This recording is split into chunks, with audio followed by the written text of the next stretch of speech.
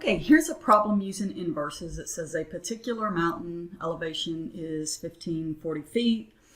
A person standing on the summit is first to see the rays of the rising sun.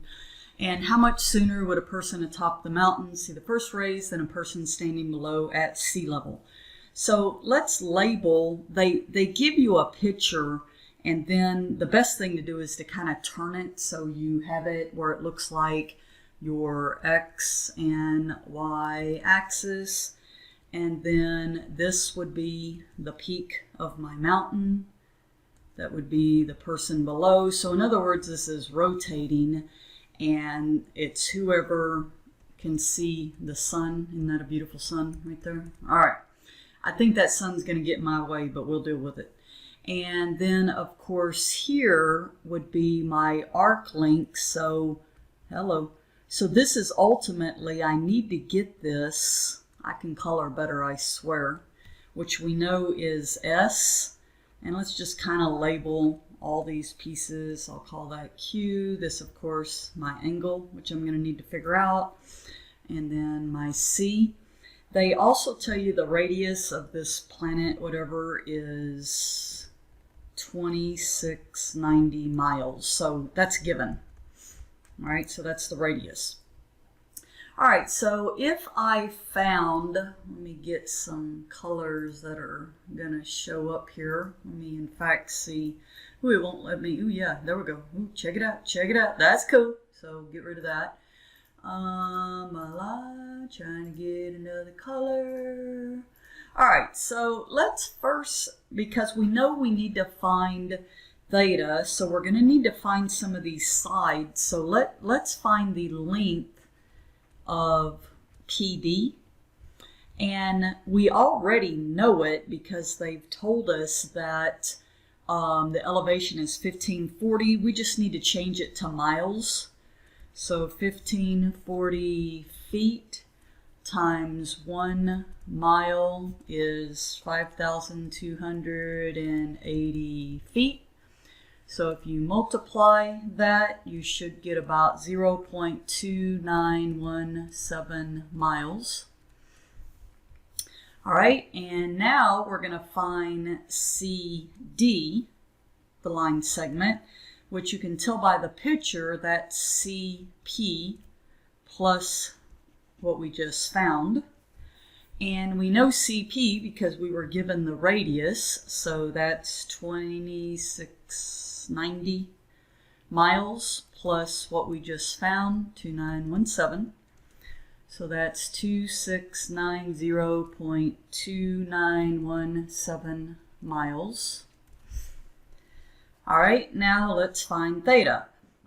So if you notice, if I have X, and of course I do, I have my X value, that's my radius, okay, in this case, the X value, and my R that I found, meaning the bigger R all the way out here, which is the CD, then I can use the cosine, because the cosine is the X over the R, and I know, once again, my X value because it's right there. And so this would become cosine of 2690 over 2690.2917. Now remember how you would solve this for theta is you would do the cosine inverse of both sides. Because when you take the inverse, you just get theta. And then in your calculator, when you do the cosine inverse of 2690 divided by 2690.2917, you should get this value 14726, and this is my angle in radians. So I have everything I need now to find S, because think about why you're wanting to find S, because it's rotating, so you're wanting to see this dude up here as this is rotating, this planet, how much faster they're actually seeing the sun than the other person. And so my R, 2690. My theta that I just found, 1472, 26. So I get about 39.61294 miles. So if I look in 24 hours, so going a full cycle, that would be, so in 24 hours, a full cycle would be 2 pi, and then my radius over 24 hours, which would equal what I just found. And now I can solve for time to see how much sooner this person's going to see, the person up top is going to see the sun than the person that's at sea level in the mountain below. And so if I solve that for t, hopefully you can do all that crazy algebra stuff, you should get, about this value, 0.0562 hours.